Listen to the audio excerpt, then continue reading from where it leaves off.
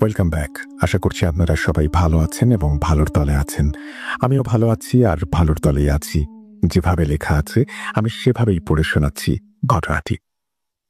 আসসালামু আলাইকুম প্রিয় রাসেল ভাই, আশা করি ভালো আছেন। আমি জানি আপনি সবসময় ভালোর তলেই থাকেন। আমি আগেও 3টা ঘটনা পাঠিয়েছি, কোনো কারণে হয়তো সেগুলো শেয়ার করেননি। আশা করি এই ঘটনাটি সবার সাথে শেয়ার করবেন, তাহলে সত্যি ঘটনা প্রকাশ পাবে সবার মাঝে। ঘটনা শুরু করার আগেই বলে রাখছি, বানান ভুল হলে ক্ষমা সুন্দর দৃষ্টিতে দেখবেন। আর কথা না বাড়িয়ে চলে যাচ্ছি ঘটনায়। নাম মুকসেদ হাসান, বাসা নেত্রকোনা সাতপাই, ময়মনসিংহ বিভাগ। ঘটনাটা নেত্রকোনা মোহনগঞ্জ হাওর অঞ্চলের। ঘটনাটা প্রায় 70 বছর আগের আমার নিকট একজন আত্মীয় তার কাছ থেকে শোনা। আমি তার ভাষাতে এই ঘটনাটি বলছি। আমার বয়স তখন 22 বছর। আমার বাবা খুবই অসুস্থ, ওনার ডায়রিয়া হয়েছিল। গ্রামের এক কবিরাজকে দেখিয়েছি এবং কবিরাজ বললেন যত তাড়াতাড়ি পারেন হাসপাতালে নিয়ে যান, কারণ তখনকার দিনে গ্রামের দিকে কোনো ভালো ডাক্তার ছিল না, আর শহর 25 কিলোমিটার দূরে। শহরে যেতে হবে নৌকায় করে। যোগাযোগের একমাত্র উপায় ছিল নদীপথ, হাওর অঞ্চল বলে কথা। বাবাকে নিয়ে যখন রওনা করি তখন বেলা 12টা বাজে। প্রথমে আঁকা বাঁকা ছোট খাল পেরিয়ে বড় নদী এবং তার পারে শহর। শহরে পৌঁছাতে প্রায় সন্ধ্যা হয়ে গেছে। রাত 9টার দিকে আমার বাবা মারা যায়। বাবার লাশটা নিয়ে আমি আবার বাড়ির দিকে রওনা দিই। বড় নদীটা যখন পার করে খালের দিকে নৌকা ঢুকাই তখন দেখতে পাই নৌকা আর চলছে না, কাঁটায় আটকে গেছে। তখন ভাটা চলছে, জোয়ার আসবে রাত 12টার দিকে। তখন অনেক সময় বাকি। আকাশে তেমন জ্যোৎস্নার আলো ছিল না। চারিদিকে জনমানব শূন্য একটি স্থানে এসে নৌকাটার চলছে না। খালটার বাম পাশে একটু দূরে একটা পরিত্যক্ত শ্মশান, আর ডান পাশে গভীর জঙ্গল। জঙ্গলের পাশেই রয়েছে বিশাল এক বটগাছ, প্রায় দানবের মতো দাঁড়িয়ে। বটগাছের ডালে কিছু বাদুড় ঝুলে আছে। এতটাই নির্জন জায়গা যে কোনো শব্দ হলেই বুকের ভেতর কেমন যেন করে ওঠে। ভয়ে বাবার লাশটা স্পর্শ করে বাবার পাশেই বসে থাকি। শুধু অপেক্ষা করা ছাড়া আর কোনো উপায় নেই। একটা চাদর দিয়ে বাবার লাশটা ঢেকে দিয়েছি। যত রাত বাড়ছে ভয় তত তীব্র হতে থাকে। মনে হয় জঙ্গল থেকে কিছু একটা বেরিয়ে এসে আমাকে ধরবে। হঠাৎ নৌকাটা কেমন যেন একটু দুলে উঠল। মনে হলো আমার মৃত বাবা নড়ে উঠল। বাবার ঠান্ডা শরীর থেকে হাতটাকে সরিয়ে নেই। দোয়া যতটুকু পারি সবই পড়তে চেষ্টা করি, কিন্তু ভয়ে ঠিকমতো মুখ দিয়ে দোয়া বের হচ্ছিল না। ইচ্ছা করছিল চিৎকার করে বাঁচাও বাঁচাও বলে, কিন্তু আমি জানি আমার এই চিৎকারে কেউ আসবে না, কারো কানে শব্দ পৌঁছাবে না। না পারছি এখান থেকে যেতে, না পারছি থাকতে। নিজের মৃত বাবাকেও ভয় করছে। আনুমানিক রাত 10টার দিকে একটা ছায়া দেখতে পেলাম। জঙ্গলের দিক থেকে বটগাছের আড়াল থেকে বেরিয়ে আমাদের নৌকার কাছে আসলো এবং আমাকে জিজ্ঞাসা করলো, তুমি কি ওইদিকে যাবে? লোকটি একটা চাদর গায়ে জড়িয়ে আছে, মুখটা চাদরে ঢাকা। লোকটি যেদিকে ইশারা করে দেখালো আমি আসলে ওই দিকেই যাচ্ছি। লোকটিকে বললাম, জোয়ার আসলে যাব। লোকটি নৌকায় উঠল এবং বাবার কাছে বসলো, কিন্তু বাবার সম্পর্কে সে কিচ্ছু জিজ্ঞেস করলো না। এক দৃষ্টিতে বাবার লাশটার দিকে চেয়েছিল। লোকটার মুখটা আমি তখনও ভালোভাবে দেখতে পাইনি এবং এই গহীন জঙ্গলে এত রাতে তার আগমনের কারণটা পর্যন্ত জানতে ইচ্ছে করল না। উনি আসাতে ভয়টা কিছুটা কমে গেছে। রাত 12টার দিকে জোয়ার আসলে আমি নৌকা চালাতে শুরু করি। সে অচেনা লোকটাও নৌকায় বসে আছে, কিন্তু কোনো কথা বলছে না। আমি তাকে জিজ্ঞেস করলাম, আপনি কোন দিকে যাবেন? উনি বলছেন, তুমি যাও, সময় হলে আমি নেমে যাব। এই কথা শুনে তখন আমি আর কিছু বললাম না। নৌকা চালাতে থাকলাম। নৌকা যত সামনের দিকে যাচ্ছে ততই একটা গন্ধ নাকে এসে লাগছে। ধীরে ধীরে গন্ধের তীব্রতা বাড়তে থাকে। কিছু কচুরিপানা, কলা গাছ ও মরা একটা গরুর ফুলে থাকা দেহ একসাথে জটলা করে এমনভাবে নৌকার সাথে আটকে গেছে যে আমি অনেক চেষ্টা করেও নৌকাটাকে কিছুতেই সামনে নিতে পারছি না। বাধ্য হয়ে আমি নৌকা থেকে পানিতে নেমে সেইগুলোকে নৌকার সামনে থেকে একটু দূরে সরিয়ে দিয়ে 2 মিনিট পর নৌকার কাছে আসি। তখন যা দেখলাম, বুকের ভেতর কেমন যেন করে উঠল। দেখি লোকটা বাবার কাছে বসে বাবাকে খাচ্ছে। তখনই আমি কোনো উপায় না দেখে বৈঠা হাতে নিয়ে লোকটার মাথায় আঘাত করি। একবার না, একাধিকবার। লোকটা আমার দিকে যখন ঘুরে তাকায়, ঠিক গলার মাঝখানে বৈঠা দিয়ে আমি আবারও আঘাত করি। এতে লোকটা পানিতে পড়ে যায়। আমি জোরে জোরে দোয়া পড়তে থাকি এবং বৈঠা চালাতে থাকি। এভাবে কিছু দূর আসার পর আমি একটা ছায়া দেখতে পাই, যার আকার প্রায় 20 ফুট। এটা দেখার পর আমার এমন অবস্থা হচ্ছিল যে না পারছি সামনের দিকে যেতে, না পারছি পেছনে ফিরতে। তখন কোনো উপায় না পেয়ে আমি জিজ্ঞেস করলাম, আপনি কে? কি চান আমার কাছে? তখন সেই বিশাল অবয়বটা আঙুল ইশারা করে বাবার লাশের দিকে দেখালো আর বলতে লাগলো সে লাশটা তাকে দিয়ে দিতে, না হলে আমিও মরব। আমি তখন সরাসরি বলে উঠলাম, যতক্ষণ আমি বেঁচে আছি ততক্ষণ বাবার লাশ আমি কাউকে দেব না। এটা বলেই জোরে জোরে আয়াতুল কুরসি পড়তে শুরু করলাম আর সামনের দিকে এগোতে থাকলাম। আল্লাহর অশেষ রহমতে কিছু সময়ের জন্য অবয়বটা অদৃশ্য হয়ে গেল। আমিও তখন আল্লাহর নাম নিয়ে ডানে বামে না তাকিয়ে জোরে জোরে বৈঠা মারতে লাগলাম। এত শীতের মধ্যে আমার শরীরে ঘাম ঝরছে। আল্লাহর রহমতে আমাদের গ্রামের পাশাপাশি চলে আসছি। আর হয়তো বা 1 মিনিট সময় লাগবে বাড়িতে যেতে। কিন্তু তখনও জানা ছিল না সামনে আমার জন্য আরো ভয়ঙ্কর কিছু অপেক্ষা করছে। হঠাৎ করে আমি নৌকায় বাবার লাশের দিকে লক্ষ্য করে দেখি বাবার লাশটা পানির দিকে কিছু একটা টেনে নিয়ে যাচ্ছে, কিন্তু নৌকাতে আমি বা বাবার লাশ ছাড়া আর কেউ নেই। বুঝতে পারছি না কি হচ্ছে। এই দৃশ্য দেখে আমি পানিতে খুব জোরে জোরে বৈঠা দিয়ে আঘাত করতে থাকি এবং চিৎকার করতে থাকি। চাঁদের আলোতে লোকটার রক্তমাখা লোমশ হাতটা আমি একবারের জন্য দেখেছিলাম। আমার চিৎকার শুনে টর্চ লাইট নিয়ে আমার গ্রামের কয়েকজন মানুষ ছুটে আসেন। ওনারা নদীতে মাছ ধরছিলেন। তারপর ওনাদের সবকিছু খুলে বলি। সবকিছু শুনে তারা বাবার লাশটা দেখে। তখনও বাবার বুকে ছোপ ছোপ রক্তগুলো শুকায়নি। ওনারা সবকিছু বুঝতে পারলেন। সবাই মিলে আমাকে তাদের বাড়িতে নিয়ে আসেন। পরদিন বাবার লাশ কবর দেওয়া হয়। ঘটনাটা এখানে শেষ হলেই পারত, কিন্তু 10 দিন পর আমার সাথে শুরু হয় আর এক ঘটনা। সারাদিন শুধু নদীর দিকে তাকিয়ে থাকি। আমার পাশ দিয়ে কেউ গেলেও তাদের খারাপ ভাষায় গালাগালি করি। এটা দেখার পর মা চাচাদের কাছে গিয়ে সব বলেন। মায়ের কথা শুনে 2 চাচা আমার কাছে আসেন। তখন আমি বড় চাচাকে এমন জোরে আঘাত করি যে চাচা অজ্ঞান হয়ে যান। এটা দেখে মেজো চাচা চিল্লাচিল্লি করে অন্য লোকদের ডেকে নিয়ে আসেন। সেখানে থাকা সবাই মিলে রাত 10টার দিকে আমার ছোট চাচা এবং আরো 2 জন, তারা পাশের গ্রাম থেকে এসেছিল, একজন কবিরাজ নিয়ে আসেন।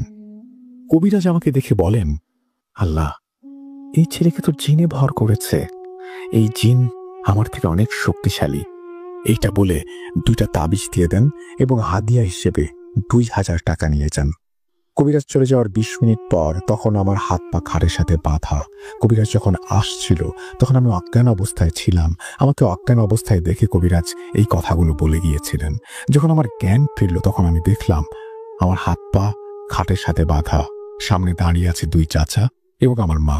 তখন আমি মায়ের দিকে তাকিয়ে বলে উঠলাম, কিরে, কবিরাজকে নিয়ে আসছিলি কেন? ছেলেকে বাঁচাতে? এই কথা শুনে আমার চাচারা রীতিমতো ভয় পেয়ে গেল এবং ঘর থেকে বেরিয়ে গেল।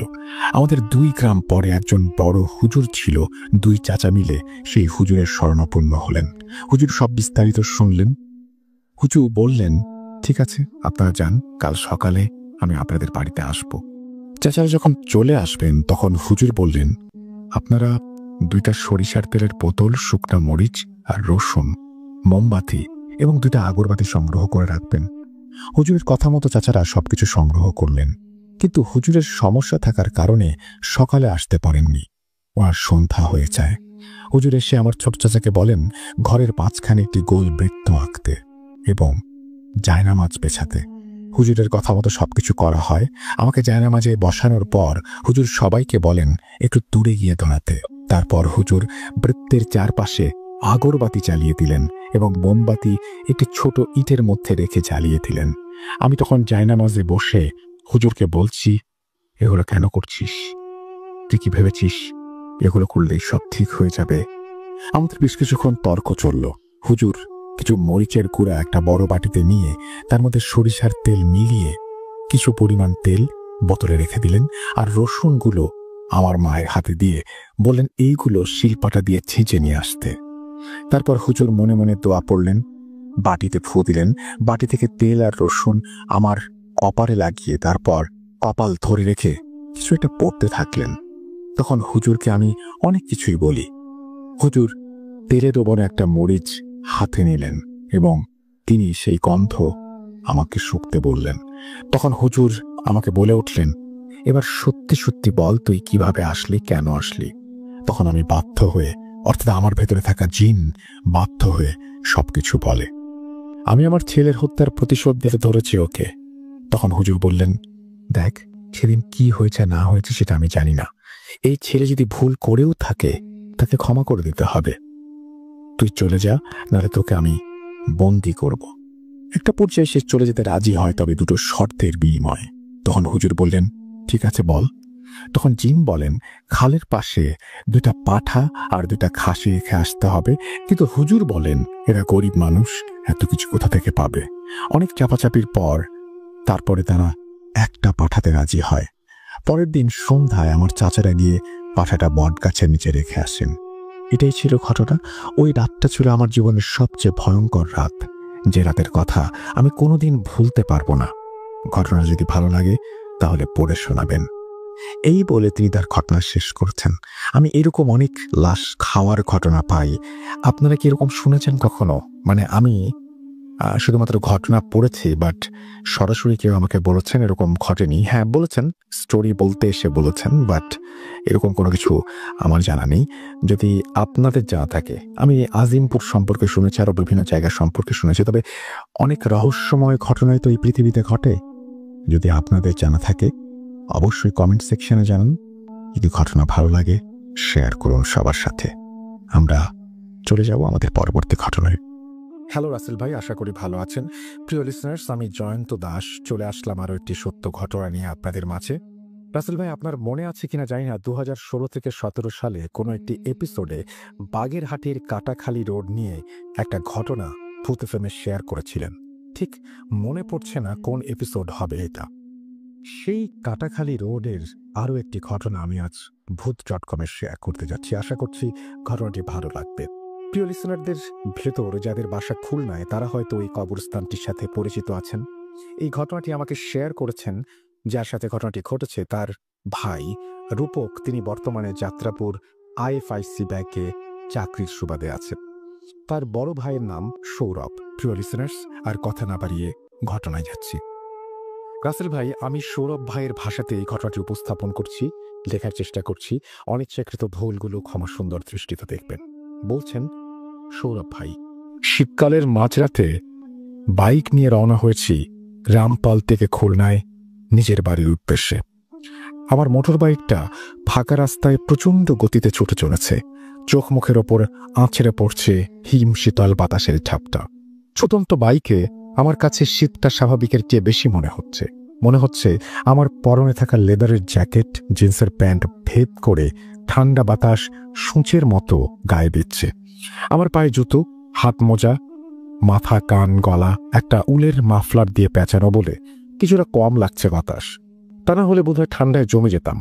রামপালের ফয়লা বাজার খালার বাসা থেকে নিজের বাড়ি ফিরছি, প্রায় 40 থেকে 45 কিলোমিটারের পথ। আমার খালার বোনের বিয়ে ছিল সেই দিন। সেই বিয়েতে অংশগ্রহণ করতেই আমি সেখানে যাই। কথা ছিল রাত 10টার মধ্যেই বিয়ের অনুষ্ঠান শেষ হবে। গ্রামের বিয়ে বলে কথা, রাত 10টার জায়গায় রাত 1টা বেজে যায়।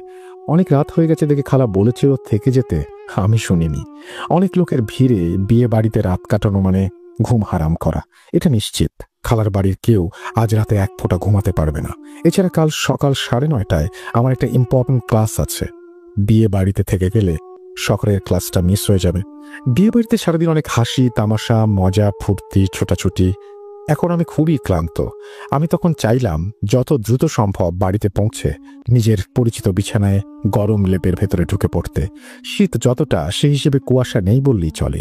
অনেক দূর পর্যন্ত বাইকের হেডলাইটে স্পষ্ট দেখা যাচ্ছে। হঠাৎ আমি বেশ চমকে উঠি। চুলকাঠি চন্দ্রমহল পার হতেই রাস্তার মাঝ বরাবর কুচকুচে কালো রঙের মোটাসোটা একটা বেড়াল চুপচাপ বসে আছে। বিড়ালটা স্থির চোখে সোজা বাইকের হেডলাইটের দিকে তাকিয়ে আছে। হেডলাইটের আলোয় বিড়ালটার চোখগুলো জলজল করছিল। আমি বাইকের গতি কমিয়ে ফেলেছি অনেকটা। বিড়ালটা একেবারে কাছাকাছি পৌঁছে যেতেই অলস ভঙ্গিতে রাস্তার পাশে নেমে গেল। আমার মনে একটা ভাবনা ঢেউ খেলে গেল। আমার বড় খালা বলতেন, নিশিরাতে পথের মধ্যে কালো বেড়াল দেখা খুবই খারাপ। বড় খালার কথা মনে করে আমি নিজেই মনে মনে একটু হাসলাম। আগের দিনের মানুষের কত রকমই না কুসংস্কার ছিল। ফাঁকা রাস্তায় ভোঁ ভোঁ শব্দ তুলে আমার বাইকটা একটানা ছুটেই চলেছে। আমি তখন চুলকাঠি বাজার ছাড়িয়ে কাটাখালী বাজারের আগে মহিষের খামারের ওইখানে পৌঁছে গেছি। আমার রাস্তার পাশে অনেক দিনের পুরনো একটা কবরস্থান আছে। বর্তমানে কবরস্থানটা বোধহয় পরিত্যক্ত।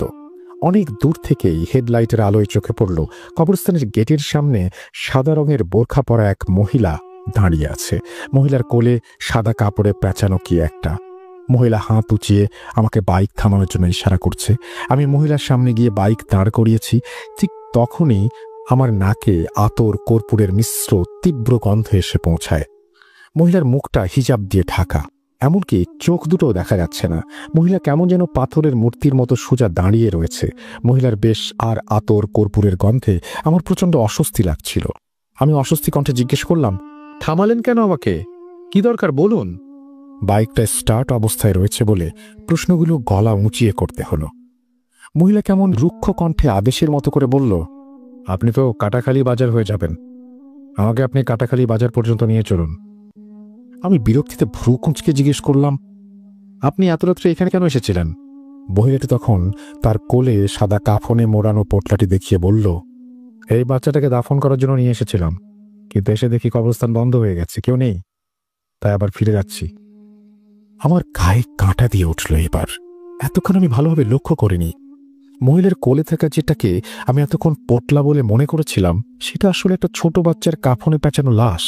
লাশটার গা থেকেই আতর কর্পূরের গন্ধ ভেসে আসছে। আমি কিছুটা ভীত গলায় বললাম, আপনি একা একজন মেয়ে মানুষ এত রাত্রে লাশ দাফন করতে এসেছেন? সব কি বলছেন আপনি? মহিলাটি উত্তরে বলল, আমাদের বাড়িতে কোনো পুরুষ লোক নেই। আমার বোনের 2 মাস বয়সে এই বাচ্চাটা রাত্রে মারা গেছে। মরা বাচ্চা তো আর ঘরে ফেলে রাখা যায় না, তাই আমি দাফন করতে নিয়ে এসেছিলাম। আমার কাছে মহিলার কথাটা কেন যেন মোটেও বিশ্বাসযোগ্য মনে হচ্ছিল না। আমি মনে মনে চিন্তা করলাম, বাইকটা নেয়ার জন্য কথাগুলো বানিয়ে বলছে। তাছাড়া যত যাই বলুক, এত রাত্রে একটা মেয়ে লাশ দাফন করতে কিছুতেই কবরস্থানে আসতে পারে না, তা আবার একা। নিশ্চয়ই কোনো ফন্দি ফিকির সাজিয়েছে। আজকাল নিউজে প্রায় দেখি সংঘবদ্ধ দুষ্ট চক্র গভীর রাতে যাত্রাপথে লাশ সাজিয়ে, অসুস্থ রোগী দেখিয়ে, বিভিন্ন অজুহাতে দাঁড় করিয়ে অটো, রিক্সা, প্রাইভেট কার, মোটরবাইক ছিনতাই করছে। এই মহিলাও বোধহয় সেরকম কিছু একটা হবে। আমি তাই কঠিন স্বরে বললাম, আমাকে মাফ করবেন, আমি আপনার সঙ্গে যেতে পারবো না, বলে বাইকের গিয়ার তুলে দিলাম। সাথে সাথে মহিলা থমথমে গলায় বলল, এই গভীর রাত একটা বাচ্চার লাশ সহ একটা অসহায় মহিলাকে তুই একা ফিরে চলে যাচ্ছিস? এর ফল ভালো হবে না, সামনে তোর অনেক বিপদ। আমি কবরস্থানের সীমানা ছেড়ে একটানে অনেক দূর চলে এলাম, কিন্তু আমার মনের ভেতর মহিলার বলা শেষ কথাগুলো কেমন খচখচ করতে লাগলো। সামনে তোর অনেক বিপদ, সামনে তোর অনেক বিপদ, তোর অনেক বিপদ, সামনে তোর অনেক বিপদ। আমার মনে ভাবনা জাগলো, মহিলা কে? আমি যা ভেবেছি মহিলা তো তা নয়। হয়তো মহিলা সত্যি বিপদগ্রস্ত, অসহায়। আমি বোধহয় কাজটা ঠিক করলাম না। মহিলাকে সঙ্গে নিয়ে আসাটাই উচিত ছিল। আমি বাইক ঘুরিয়ে আবার কবরস্থানের দিকে যেতে লাগলাম। অনেক দূর থেকেই হেডলাইটের আলোয় মহিলাকে দেখতে পেলাম আবারও। মহিলা এখনো কবরস্থানের গেটের সামনে দাঁড়িয়ে আছে। কিন্তু এ কি করছে মহিলা? সে বাচ্চার গা থেকে কাফনের কাপড়টা খুলে ফেলেছে। সত্যি ছোট্ট একটা বাচ্চার লাশ। তবে বাচ্চাটা আজ রাতে মারা যায়নি, মারা গেছে অন্তত 2-3 দিন আগে। কারণ লাশটা কেমন ফোলা ফোলা ফ্যাকাশে। মহিলা কাপড়ের কাপড়টা সম্পূর্ণ খুলে ছুঁড়ে ফেলে দিল। ফলে ঢোল হয়ে যাওয়া বাচ্চাটার হাত পাগুলো শক্ত হয়ে রয়েছে। মহিলা সেই লাশটি উল্টিয়ে ঝুলিয়ে প্রচণ্ড জোরে দুদিকে হ্যাঁচকা টান দিল। হ্যাঁচকা টানে লাশটির সংযোগ থেকে কাঁধ পর্যন্ত ছিঁড়ে আলাদা হয়ে গেল। এবং এবার সেই মহিলাটি হিজাব খুলে ফেলল। তখন আমি ভয়ে থমকে দেখছি, কি করছে মহিলা? মহিলার ভয়ঙ্কর বিভৎস একটা মুখ, চোখের জায়গায় চোখবিহীন দুটো গাঢ় অন্ধকার কোটর, নাকের জায়গায় পাশাপাশি দুটো ফুটা। এবং সেই বিভৎস মহিলার সেই রূপ দেখে আমি ঘেমে নেয়ে উঠেছি। বাইকের মুখ ঘুরিয়ে আমি কাটাখালী বাজারের দিকে ঝড়ের গতিতে ছুটতে লাগলাম। কবরস্থানের এলাকা ছেড়ে অনেক দূর চলে এসেছি আমি। এখনো বাইকটা ঝড়ের গতিতে ছুটে চলেছে। মনে হচ্ছে আমি যেন শূন্যে ভেসে চলেছি। আমি কিছুতে নিজেকে সামলাতে পারছিলাম না। আমি নিজেকে নিজে জিজ্ঞেস করলাম, আমি কি দৃশ্য দেখলাম? যা দেখেছি তা কি সত্যি নাকি চোখের ভ্রম? ঠিক তখন হঠাৎই বাইকটা ঘর ঘর শব্দ তুলে কয়েকটা ঝাঁকুনি খেয়ে স্টার্ট বন্ধ হয়ে গেল। রাস্তার একপাশে বাইকটাকে দাঁড় করিয়ে আবার স্টার্ট দেওয়ার চেষ্টা করলাম। আমি বাইকের তেল আছে কিনা চেক করে নিলাম। দেখলাম বাইকের তেলের ট্যাঙ্কিতে আর রিজার্ভে ঠিক মতোই তেল আছে। প্লানিও ময়লা জমেনি। অন্য কোনো সমস্যাও দেখা যাচ্ছে না। সব ঠিক আছে, কিছুতেই বাইকটা শুধু স্টার্ট নিচ্ছে না। বাইকে কিকের পর কিক করে যাচ্ছে আমি, পা ব্যথা করছে। বাইকটা একেবারে স্টার্ট নিচ্ছে না তা নয়, মাঝে মাঝে স্টার্ট হচ্ছে, কিন্তু গিয়ার তুলে দিয়ে রানিংয়ে যেতে চাইলেই স্টার্ট বন্ধ হয়ে যাচ্ছে। বাইকটা স্টার্ট হবার পর গিয়ার তুলে রানিং করতে গিয়ে যখন স্টার্ট বন্ধ হয়ে যাচ্ছে, ঠিক তখনই আমি বাইকের পেছনে নজর দেই। দেখতে পাই আমার বাইকের পেছনের চাকাটায় দুটো ছোট ছোট হাত টেনে ধরে রেখেছে চাকাটা। ছোট্ট বাচ্চার কনুই থেকে ছেঁড়া দুই ছিন্ন হাত। আমি বিভৎস চেহারার সেই মহিলাকে লাশটা ছিঁড়ে দুই ভাগ করতে দেখেছি। সেই মহিলা আমাকে পালাতে দেখে বাচ্চার লাশের দুই কনুই ছিঁড়ে রাস্তায় ফেলে দেয়। ঠিক তখনই কোনোভাবে এটি আমার চাকার সাথে আটকে যায়। বাইকের পেছনে আমি সেটা খেয়াল করিনি, এখন খেয়াল করছি। আমি স্টার্ট তুলে রানিং করতে চাইলেই সেখানেই হাত দুটোতে আটকে যাচ্ছে। আমি বাইক ফেলে রেখে রাস্তার মাঝ বরাবর দাঁড়ালাম। যদি এই পথে কোনো বাস, ট্রাক বা অন্য কোনো যানবাহন আসে কটাখালী বাজারের দিকে বা রূপসার দিকে যায়, সেটাকে থামিয়ে লিফট যাওয়ার উদ্দেশ্যে। নীরব নির্জন একটা রাস্তা, চারিদিক খাঁ খাঁ করছে। কৃষ্ণপক্ষের চাঁদ মরে গেছে। চাঁদের আলোয় রাস্তার দুপাশে যতদূর দেখা যায় ধুধু ফসলের ক্ষেত আর ইটের ভাটা। আমি পকেট থেকে মোবাইলটা বের করি, ফোন করে বাড়িতে জানাবো বাইক নষ্ট হয়ে গেছে। মোবাইল বের করে আমি অবাক হয়ে গেলাম, সেটা কখন পকেটে বন্ধ হয়ে গেছে। আমি অনেক টেপাটেপি করলাম, কিন্তু মোবাইলটা অন হলো না। বোধহয় চার্জ ফুরিয়ে গেছে, অথচ বিয়ে বাড়ি থেকে রওনা দেবার আগে ফুল চার্জ ছিল। আমার বুকের ভেতর এখন ধক ধক করছে। কি দৃশ্য দেখে এসেছি তা কি সহজে ভোলা যায়? এখানে এসে বাইক খারাপ হয়ে গিয়ে দুর্ভোগ আরও বেড়েছে। তার উপর মোবাইলটাও কাজ করছে না। আজ কপালে কত কি লেখা আছে কে জানে। নিজের উপরই যখন রাগ বাড়ছে, আমার কথাগুলো নিজে নিজে ভাবছি। অপেক্ষার অবসান ঘটিয়ে দূর থেকে দুটো হেডলাইটকে ছুটে আসতে দেখলাম। আমি সাথে সাথে গা ঝাড়া দিয়ে দুহাত তুলে যানটাকে থামানোর চেষ্টা করলাম। যানটা কাছে এসে দাঁড়ালো। দেখলাম একটা ট্রাক। ট্রাকে একটা ড্রাইভার এবং ড্রাইভারের পাশের সিটে দুজন রোগা চেহারার হেল্পার বসে আছে।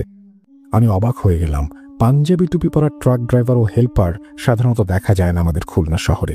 ড্রাইভার জানালা দিয়ে মাথা বের করে বলল, কি সমস্যা ভাই, গাড়ি থামালেন কেন? লোকটার গলার স্বরে যেন কেমন রুক্ষ একটা ভাব আছে। চোখ দুটো জবা ফুলের মতো লাল, পাথরের মতো স্থির চোখের মণি। মনে মনে ভাবলাম বোধহয় নেশা টেশা করেছে। আমি অসহায় গলায় বলতে লাগলাম তাদের উদ্দেশ্যে, ভাই আপনারা কতদূর যাবেন? আমার বাইকটা নষ্ট হয়ে গেছে, আমাকে যদি সঙ্গে নিয়ে যেতেন। ড্রাইভার লোকটা তেমনি দুঃখময় বলল, আমরা কাটাখালী বাজার পেট্রোল পাম্প হয়ে কুতির বটতলার দিকে যাব। আমি বললাম, আমাকে কুতির বটতলার পেট্রোল পাম্পের সামনে নামিয়ে দিলেই হবে। ড্রাইভার বললেন, ওঠেন। এই বলে ড্রাইভার হেল্পার দুজন দুজনের দিকে তাকালো। তোরা দুজনে যা, মোটরসাইকেলটা পিছনে উঠিয়ে নে। তারপরেই আমার দিকে তাকিয়ে বলল, আসেন আমার পাশে এসে বসেন। ট্রাক ছুটে চলেছে। ট্রাকের ড্রাইভারের সিটে বসে আছি আমি। ট্রাক ড্রাইভার, হেল্পার এদের সাথে কথা বলি। এদের সংস্পর্শে এসে বিভৎস দৃশ্য দেখে পাওয়া ভয়টা অনেকটাই কেটে গেছে আমার। অবশ্য এদের কাছে আমি সেই ভয়ানক দৃশ্যের কথা বলিনি। বললে এরা আবার আমার সম্পর্কে কি মনে করবে কে জানে। না বলাই ভালো। চলন্ত ট্রাকে ড্রাইভারের পাশের সিটে মাথা রেখে নিজের অজান্তে কখন ঘুমিয়ে পড়েছি। হঠাৎ ট্রাকটা থেমে যায়, আমার ঘুম ভেঙে গেল। আশেপাশে তাকিয়ে বোঝার চেষ্টা করতে লাগলাম আমি কোথায় এসে পৌঁছেছি। কুথির বটতলায় পৌঁছায়নি, অন্য কোথাও। রাস্তার দুপাশে ঘন অন্ধকার। রাস্তার বাম পাশ ঘেঁষে ট্রাকটা দাঁড় করানো। আমি হতচকিত দৃষ্টিতে ড্রাইভারের দিকে তাকিয়ে বললাম, এখানে ট্রাক থামালেন কেন? ড্রাইভার কেমন কাটা কাটা গলায় বলল, ট্রাকের পেছনে একটা লাশ আছে, সেই লাশটাই কবরস্থানে দাফন করা হবে। আমি তো আতঙ্কিত গলায় থতমত খেয়ে গেলাম। লাশ? কবরস্থান? এর মানে কি? আপনাদের ট্রাকে লাশ এলো কোথা থেকে? ড্রাইভার আমার আতঙ্কিত চেহারা দেখে হাসি দিল। সেই হাসি দেখে আমার গা শিরশির করে উঠল, যেন কোনো মৃত মানুষের হাসি। মুখের হাসি মিলিয়ে যেতেই ড্রাইভার থমথমে গলায় বলল, লাশ, কবরস্থান, এগুলো শুনলে এত ভয় পাচ্ছেন কেন? সবাইকে তো একদিন লাশে পরিণত হতে হবে। এই ট্রাকে মংলা থেকে একটা লাশ আনা হয়েছে, এই কবরস্থানে দাফন করা হবে। লাশটা দাফন করা হলে আপনাকে কুঠির বটতলায় পৌঁছে দেব। চলেন, এখন সবাই মিলে লাশটা দাফন করে আসি। আমি ভয়ে ভয়ে ড্রাইভারকে অনুসরণ করে ট্রাক থেকে নামলাম। ড্রাইভারের সাথে ট্রাকের পেছনে এসে দাঁড়িয়ে আমার চোখ আকাশে উঠে গেল।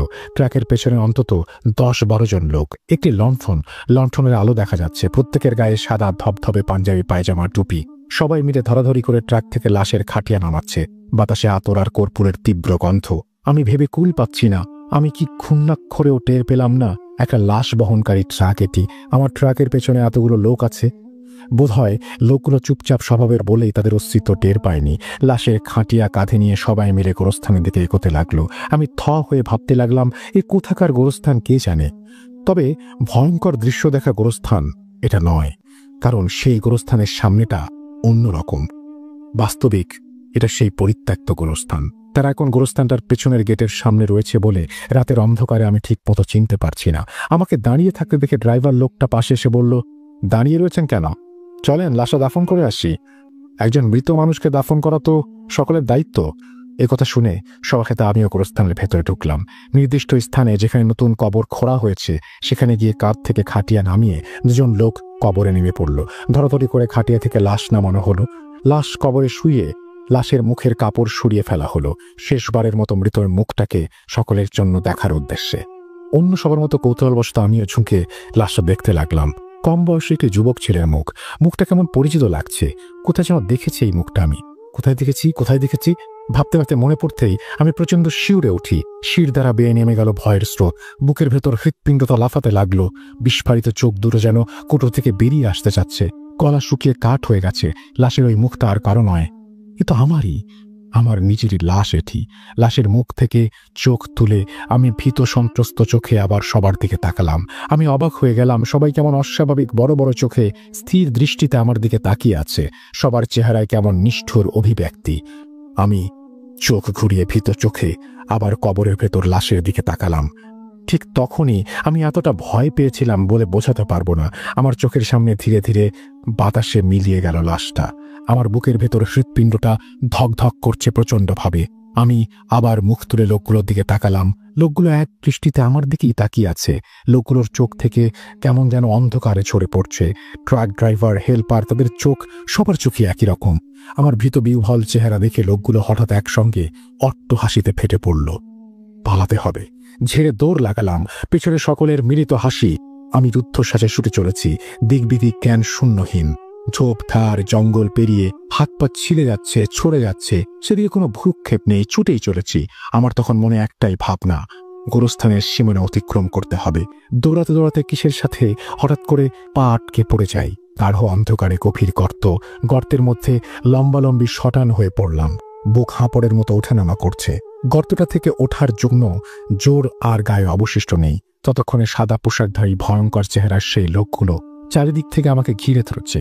লোকগুলোর হাতের লণ্ঠনের আলোয় বোঝা গেল এতক্ষণ যেটাকে আমি গর্ত মনে করেছি সেটা আসলে নতুন খোঁড়া সেই কবরটা।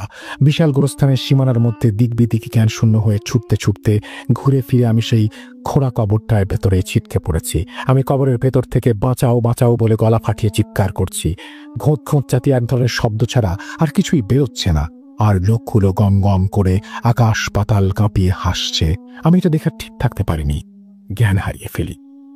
পরে যখন ঘুম ভাঙে সবাই বলে আমি আগে কবরস্থানের সামনে পড়েছিলাম। কিছু লোক সকালে আমাকে কবরস্থানের সামনে পড়ে থাকতে দেখে মোবাইল থেকে 2-3 নম্বরে কল দিয়ে, খালামণির নাম্বার ছিল সেখানে কল দিয়ে আমাকে বাসায় পাঠানো হয়।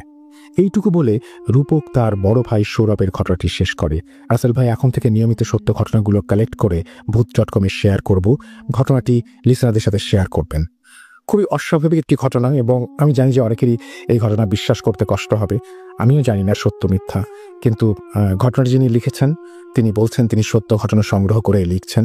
বিচারের ভার আপনাদের ওপরে। আর কিন্তু যেই আবহ তিনি তৈরি করেছেন আমার কাছে মনে হয়েছে যে 2টো ঘটনা একদিনে ঘটেছে, খুবই অস্বাভাবিক এটাই। তাছাড়া এই 2টো ঘটনা এরকম ধরনের ঘটনা আমরা এর আগেও পেয়েছি। এগুলো ঘটে, কিন্তু একই সাথে 2টো ঘটনা কেন ঘটলো এবং পরবর্তীতে কোনো হুজুরের কাছে যাওয়া বা তার কাছ থেকে পরামর্শ নিলে হয়তো ব্যাপারটা আমাদের জন্য বুঝতে বা আরও ভাবতে সুবিধা হতো। যাই হোক, আমরা চলে যাব আমাদের পরবর্তী ঘটনায়। যেভাবে লেখা আছে আমি সেভাবেই পড়ে শোনাচ্ছি। আসসালামু আলাইকুম রাসেল ভাইয়া। ওয়ালাইকুম সালাম। তারপরে তিনি লিখছেন, আমি কামরুল চৌধুরী, সিদ্ধেশ্বরী বিশ্ববিদ্যালয় থেকে মার্কেটিং বিভাগে অধ্যয়নরত। লিখছি ঢাকার রামপুরা থেকে। ব্যস্ততার কারণে স্টুডিওতে এসে ঘটনা শেয়ার করতে পারছি না, সেজন্য লিখছি।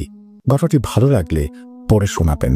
আজ আমি যে ঘটনাটি শেয়ার করব সেটি আমার এক বড় ভাইয়ের সাথে ঘটা একটি সত্য ঘটনা। আমার বড় ভাইয়ের নাম সাব্বির। আমার বাসার পাশেই তিনি থাকেন, সে সূত্রেই তার সাথে পরিচয়। তিনি একটি বেসরকারি প্রতিষ্ঠানে চাকরি করেন। যেহেতু আমি জিন ভূত সংক্রান্ত বিষয় নিয়ে বেশ কৌতূহলী, সেজন্য প্রায়ই জিন সংক্রান্ত ঘটনাগুলো কালেক্ট করতে ভালোবাসি। একদিন বিকেলে আমার সেই বড় ভাই সাব্বিরের সাথে চা খেতে খেতে জিন রিলেটেড কিছু বিষয় নিয়ে কথা বলছিলাম। তখন সাব্বির ভাই আমাকে বলল তার সাথে একটা ভয়ঙ্কর ঘটনা ঘটেছে। তখন আমি সাব্বির ভাইয়ের কাছ থেকে ঘটনাটি জানতে চাইলাম। সাব্বির ভাই বলতে শুরু করলেন, তুই তো জানিস আমার বাড়ি চট্টগ্রামে। আমার ইনকোর্স পরীক্ষা শেষে আমার নিজের বাড়িতে যাই কিছুদিনের জন্য। আমাদের বাড়িটি শহর থেকে একটু ভেতরে, আঁকা বাঁকা রাস্তা দিয়ে অটোতে করে আমাদের বাড়িতে যেতে হয়। পরীক্ষা শেষে বাড়িতে যাওয়ার পর প্রথম দিন বেশ ঘোরাঘুরি করলাম। আমার এক চাচাতো ভাই আছে, তার নাম রবিন। রবিন আমার থেকে 9 মাসের ছোট। আমরা একসাথেই বড় হয়েছি, তাই একে অপরকে নাম ধরেই ডাকি। আমি বাড়িতে গেলে রবিনের সাথে বেশিক্ষণ সময় কাটাই। একদিন আমি আর আমার চাচাতো ভাই রবিন বিকেলে ঘুরতে বের হলাম। কিছু সময় হাঁটার পর আমরা একটা মাঠের পাশ দিয়ে হাঁটছিলাম। মাঠের পাশে বেশ ঘন গাছপালা এবং একটি পুকুর ছিল। জায়গাটা দেখতে বেশ সুন্দর। হাঁটতে হাঁটতে আমি হোঁচট খেয়ে পড়ে গেলাম। আমি নিচের দিকে তাকালাম, এটা দেখার জন্য যে কিসের সাথে হোঁচট খেলাম। দেখলাম কিছু একটা মাটি থেকে কিছুটা ওপর হয়ে আছে, মানে অর্ধেক মাটির ওপরে, বাকি অর্ধেক বাইরে। আমি কৌতূহল বশত জিনিসটা কি দেখার জন্য সেটা মাটি থেকে টেনে তুলি। রবিন সামনে হাঁটছিল, সে পেছনে ঘুরে বলল, কিরে কি করছিস? আমি বললাম, এই যে দেখ এটা কি। রবিন বলল, এইটা তো একটা বোতল, এইটা তুই কোথায় পাইলি? আমি বললাম, এই যে মাটি থেকে টেনে তুললাম। বোতলটি কাঁচের ছিল, দেখতেও বেশ সুন্দর ছিল, মাঝারি সাইজের, কিন্তু বোতলটির গায়ে মাটি লেগেছিল আর কিছুটা বাজে গন্ধ আসছিল। হঠাৎ রবিন আমার হাত থেকে বোতলটা নিয়ে ছুঁড়ে মারে আর বোতলটি একটি গাছের সাথে লেগে ভেঙে যায়। আমি আর রবিন দুজনেই খেয়াল করলাম বোতলটা থেকে হালকা সাদা রঙের ধোঁয়া বের হচ্ছে। আমি রবিনকে বললাম, দেখ বোতল থেকে ধোঁয়া বের হচ্ছে। রবিন বলল, ভাবতে অনেকদিন মাটি নিচে চাপা ছিল, সেই জন্য হয়তো। আমিও ভাবলাম রবিন হয়তো ঠিকই বলছে। তারপর সন্ধ্যা আসছে, আমরা দেখলাম, এবং মাগরিবের আজান দিচ্ছে পাশেই মসজিদ। আমরা মসজিদ থেকে নামাজ পড়ে বাসায় চলে এলাম। আমার রবিনের বাসা প্রায় পাশাপাশি, 2 থেকে 3 মিনিট সময় লাগে একজনের বাসা থেকে আরেকজনের বাসায় যেতে। আমি রাতে বাসায় সবার সাথে টিভি দেখছিলাম আর গল্প করছিলাম। এরপর খাওয়া দাওয়া শেষে আমি শুয়ে পড়ি। শুয়ে শুয়ে আমি ফেসবুকিং করছিলাম। হঠাৎ আমার নাকে কেমন একটা বাজে গন্ধ অনুভব করলাম। আমি ভাবলাম হয়তো আশেপাশের কোনো পচা জিনিস থেকে গন্ধ আসছে, তাই সেদিকে খেয়াল বাদ দিয়ে আমি আবার ফেসবুকিং করতে লাগলাম। হঠাৎ আমার পায়ে ঠান্ডা শীতল হাতের স্পর্শ অনুভব করলাম এবং আমি চমকে উঠলাম। কারো হাতের আঙুল দিয়ে আমার পায়ে স্পর্শ করছে কেউ, এটা আমি অনুভব করলাম। কিন্তু আমার রুমে তো আমি ছাড়া কেউ নেই, তাহলে কে স্পর্শ করল? বারবার সেই চিন্তাটাই করছিলাম। আমি শোয়া থেকে উঠে লাইট জ্বালালাম, কিন্তু কিছু দেখতে পেলাম না। মনের ভুল ভেবে আবার শুয়ে পড়লাম। হঠাৎ করে মাঝরাতে আমার ঘুম ভেঙে যায়। মনে হলো কেউ আমাকে টেনে বালিশ থেকে নিচে ফেলছে। সে এবার বেশ ভয় পেয়ে যায়। আমি চুপ করে গুটিসুটি মেরে শুয়ে থাকলাম, কিন্তু আমার ঘুম আসছিল না। কিছুক্ষণ পর আমি আবার অনুভব করি আমার পা ধরে আমাকে টানছে নিচের দিকে। আমি আস্তে করে ঘাটটা ঘুরিয়ে দেখার চেষ্টা করছিলাম, এটা অন্ধকারে যতটুকু বোঝা যাচ্ছিল দেখলাম একটা ছায়া মূর্তি আমার পায়ের কাছে দাঁড়িয়ে আছে এবং বেশ লম্বা। ওই ছায়া মূর্তিটাই তার হাত দিয়ে আমার পায়ের নিচের দিকে টানছিল। এটা দেখে আমি চিৎকার দিয়ে এক দৌড়ে আম্মুর রুমে চলে যাই। তখন আম্মু লাইট জ্বালিয়ে দেয় এবং বলে আমি কোনো খারাপ স্বপ্ন দেখেছি কিনা, কিন্তু আমি বোঝাতে পারলাম না সেটা কোনো স্বপ্ন ছিল না। যাই হোক, সে রাতে আর ঘুম আসলো না। এরপর মাঝখানে একদিন তেমন কোনো সমস্যাই হয়নি। এরপর একদিন রাতে আমি ঘুমাচ্ছিলাম। রাত আনুমানিক 2:35-এর দিকে আমার ওয়াশরুমে যাওয়ার প্রয়োজন হয়। যেহেতু আমার পাকা বাসা, তাই ওয়াশরুম আমাদের ডাইনিং রুমের পাশেই ছিল। বলে রাখা ভালো, আমার ওয়াশরুমের সামনাসামনি একটা বড় আয়না ছিল। আমি ওয়াশরুম সেরে দরজা খুলে যেই বের হলাম, দেখলাম সেই ছায়ামূর্তিটি আমার সামনে দাঁড়িয়ে, ঠিক আয়নার ভেতরে স্পষ্ট দেখতে পাচ্ছি। ছায়ামূর্তির একটা হাত পেছনে আর একটা হাত সামনে। ভয়ে আমি থ হয়ে দাঁড়িয়ে আছি। আমার পুরো শরীর অবশ হয়ে আসছিল। আমি শরীর নাড়াতে পারছিলাম না। হঠাৎ করে আয়নার ভেতর থেকে কালো একটা হাত এসে আমার গলা টিপে ধরে। আমি নিঃশ্বাস নিতে পারছিলাম না, আর আমি সেখানেই অজ্ঞান হয়ে যাই। কত সময় আমি বাথরুমে অজ্ঞান হয়ে পড়েছিলাম জানি না। চোখ মেলে দেখি আমি বিছানায় শুয়ে আছি, পাশে আমার বাবা মা বসে আছে। আমি চোখ খুলে বললাম, আমি এইখানে কিভাবে এলাম? তখন আম্মু বলল, সকালে আমি ফজরের নামাজ পড়তে উঠেছিলাম, ওয়াশরুমে যেতে দেখি তুই দরজার সামনে অজ্ঞান হয়ে পড়ে আছিস। আমি আর তোর আব্বু মিলে ধরাধরি করে তোকে বিছানায় নিয়ে আসি। এরপর তোর ডাক্তার আঙ্কেলকে কল দিয়ে আনি, আর 3 ঘন্টা পর তোর জ্ঞান আসলো। এরপর আমি আমার সাথে ঘটা ঘটনা খুলে বললাম আব্বু আম্মুকে। একটু পর রবিন আর তার বাবা আমাদের বাসায় আসেন আমাকে দেখতে। তখন আমার মুখ থেকে এইসব ঘটনা শুনে রবিনের বাবা বলেন, একদিন আগেই তো রবিনের সাথে ভয়ঙ্কর একটা ঘটনা ঘটেছে। একদিন জ্বর ছিল রবিনের। তখন আমার আম্মু রবিনকে বললেন, রবিন, তোমার সাথে কি ঘটেছিল বলো আমাদেরকে। রবিন বলল, আমি রাত 10টার দিকে বন্ধুদের সাথে আড্ডা দিয়ে বাসায় ফিরছিলাম। হঠাৎ রাস্তার ধারে দেখলাম বয়স্ক একজন মানুষ বসে আছেন। আমি ওনাকে সালাম দিলাম আর বললাম, চাচা, এত রাত্রে এখানে বসে বসে কি করছেন? বয়স্ক লোকটি বলল, বাবা, আমি বিকেলে বাজারে গিয়েছিলাম, আস্তে আস্তে এসব পার হয়ে গেছে। আমি হাঁটতে হাঁটতে ক্লান্ত হয়ে গেছি, আর রাস্তাটাও ভুলে গেছি। কাউকে রাস্তায় দেখছিলাম না, তাই বসে আছি বাবা। আমি লোকটিকে বললাম, চাচা, আপনি কোন দিকে যাবেন? লোকটি ইশারায় বলল, বাম দিকের যে রাস্তাটা আছে সেই দিকে যাব। এবং বয়স্ক লোকটি বলল, বাবা, আমাকে একটু আগিয়ে দিয়ে আসবা? আমিও ভাবলাম ঠিক আছে, লোকটি এত করে যখন বলছে একটু এগিয়ে দিয়ে আসি। যেই ভাবা সেই কাজ। আমি লোকটির একটা হাত ধরলাম, আর লোকটি তার লাঠিটি অন্য হাতে ধরল। যখন যাওয়ার পর অনুভব করলাম আমি যে লোকটির হাত ধরে আছি, ওনার হাত অসম্ভব রকমের ঠান্ডা। কোনো মানুষের হাত এতটা ঠান্ডা হওয়ার কথা না। তবুও মনে মনে ভাবলাম, বয়স্ক মানুষের জন্যই হয়তো। চাঁদনি রাত ছিল, চাঁদের আলোয় আশেপাশে সবকিছু স্পষ্ট বোঝা যাচ্ছিল, তাই লাইট জ্বালানোর প্রয়োজন মনে করলাম না। হাঁটতে হাঁটতে লোকটাকে আমি কিছু কথা জিজ্ঞেস করি, কিন্তু লোকটা আমার কোনো কথারই উত্তর দিচ্ছিল না। উনি নিজের মতো করে হাঁটছে। কিছু দূর যাওয়ার পর আমি বললাম, চাচা, আর কত দূর? লোকটা বলল, এই তো বাবা, আর একটু সামনে।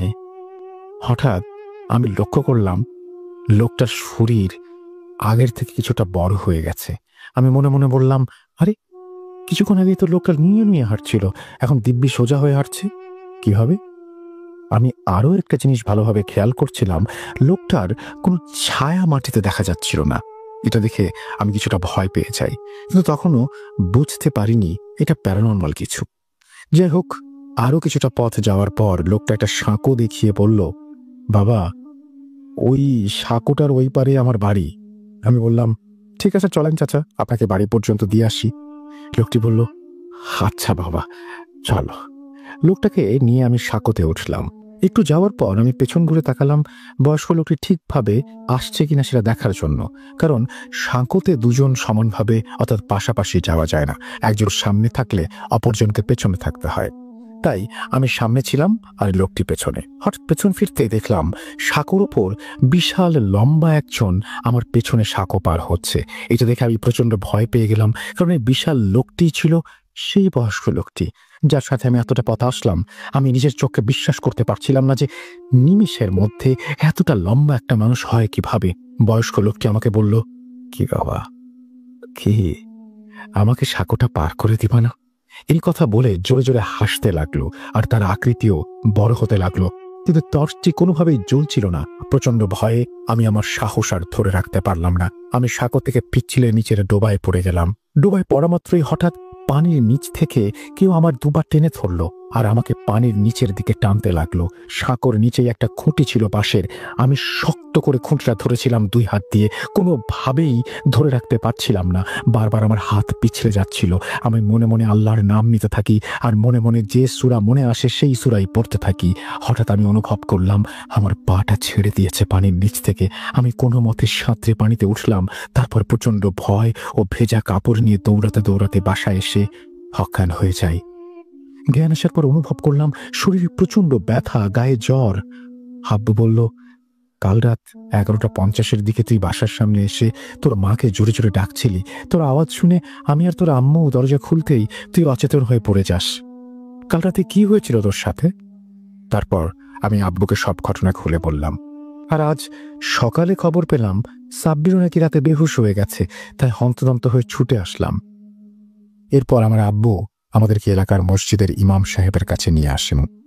ইমাম সাহেব সমস্ত ঘটনা শোনার পর বলেন, আপনাদের সন্তানের ওপর খারাপ কিছু খুবই শক্তিশালী এক জিনের বদনজর পড়েছে। ওরা যে কাঁচের বোতলটি ভেঙেছিল, হতে পারে তার মধ্যে জিনটি বন্দী ছিল, আর এই কারণেই তাদের সাথে এসব ঘটনা ঘটছে। আপনারা চিন্তা করবেন না, আমি রুকাইয়া করে আপনাদের বাসাটা বন্ধ করে দিচ্ছি। ইনশাআল্লাহ কোনো ধরনের সমস্যা হবে না। এরপর ইমাম সাহেব তার রিচুয়ালের মাধ্যমে আমাদের ও রবিনের বাসা বন্ধ করে দেয়, যাতে জিনটি আমাদের বাসায় প্রবেশ করতে না পারে। এরপর আমাকে আর রবিনকে কিছু আমল দেন। 5 ওয়াক্ত নামাজ নিয়মিত পড়তে বলেন। এরপর থেকে এখন পর্যন্ত ইনশাল্লাহ আমাদের আর কোনো সমস্যা হয়নি। এটাই ছিল সাব্বির ভাইয়ের সাথে ঘটা একটি সত্য ঘটনা। ঘটনাটি কেমন ছিল অবশ্যই জানাবেন। রাসেল ভাইয়া, আপনার এবং ভূত.com-এর লিসেনারদের জন্য রইল অনেক অনেক শুভকামনা ও ভালোবাসা। ভূত.com দীর্ঘজীবী হোক। আল্লাহ হাফেজ। এই বলে তিনি তার ঘটনা শেষ করেছেন। আশা করছি এই ঘটনাটা আপনাদেরও ভালো লেগেছে। যদি ভালো লাগে অবশ্যই আমাদের জানাবেন, যদি ভালো না লাগে সেটা আমাদের জানাবেন। আমার কাছে খুব ইন্টারেস্টিং লেগেছে প্রত্যেকটা মুহূর্ত। সুতরাং সত্যিই আপনি এই ঘটনার হাত ধরে ভয়ের রাজ্যে হারিয়ে যেতে পারেন। ক্ষতি কি? আমরা চলে যাব আমাদের পরবর্তী ঘটনা। যেভাবে লেখা আছে আমি চেষ্টা করছি সেভাবেই আপনাদের পড়ে শোনাতে। আসসালামু আলাইকুম প্রিয় রাসেল ভাই, কেমন আছেন? অবশ্য আল্লাহর রহমতে আপনি সবসময় ভালো থাকেন। আমি আয়ান, আমি ঢাকা জেলার দোহার থানার একটি গ্রামে থাকি। আমি বর্তমানে সৌদি আরবে আছি, তাই আমার পক্ষে সে ঘটনা বলা সম্ভব নয়। আজ যে ঘটনাটি আমি শেয়ার করব, ভালো লাগলে অবশ্যই আপনি ভূত.com-এর সাথীদের সাথে শেয়ার করবেন।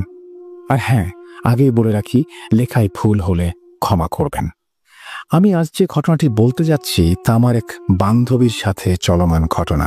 তার নাম প্রকাশ না করার অনুরোধ রয়েছে। আমার বান্ধবী যেভাবে বলেছে ঠিক সেভাবে শুরু করছি। হঠাৎ একদিন মাহি আমাকে কল দিল। আয়ান, কেমন আছিস? আলহামদুলিল্লাহ ভালো। তোর কি খবর? তোর তো কোনো খোঁজ খবরই নেই। বেঁচে আছি, এটাই বেশি। কথা শুনে আমি কিছু বলতে না বলতেই মাহি বলে উঠল, শোন, তোর সাথে আজকে আমার অনেক কথা আছে। বলে মাহি বলতে শুরু করলো, তুই তো জানিস আমার বিয়ে হচ্ছিল না। আল্লাহর রহমতে আমি এত সুন্দর হওয়ার পরেও বিয়ে হচ্ছিল না। যাই হোক, প্রথমে ভাবতাম এমনি কিছু হয়নি। এরপর 22/7/2021 ফাইনালি আমার বিয়ে হয়। প্রথমে তো বিয়ের পর নতুন জীবন সুখেরই ছিল। কিছুদিন যেতে না যেতেই শুরু হলো বিষাক্ত এক অধ্যায়। কি জন্য বলছি পুরো কথা শুনলে বুঝতে পারবি। 3/11/2021 ঘটনার প্রথম দিন। আমার প্রচন্ড মাথা ব্যথা। সন্ধ্যা হলেই মাথা তুলে রাখতে পারি না, ওঠাতে পারি না। যাই হোক, তোর দুলাভাই আমাকে ডাক্তার দেখিয়ে ওষুধ নিয়ে আসে। তারপর আবার সব স্বাভাবিক হয়ে যায়। এরপর 2-3 দিন আর তেমন কোনো সমস্যা নেই। 8/11/2021 আবার সেই মাথা ব্যথা। এবার ওষুধে কাজ হচ্ছে না। এভাবেই কেটে যাচ্ছে। 17/11/2021 আমার সন্ধ্যা হলেই মাথা ব্যথা এখন আবার নতুনভাবে শুরু হয়। শ্বশুর শাশুড়ি আর নিজের জামাইয়ের ওপর একটা অত্যাচার। কি ভাবছিস হঠাৎ করে এই কথা কেন বললাম?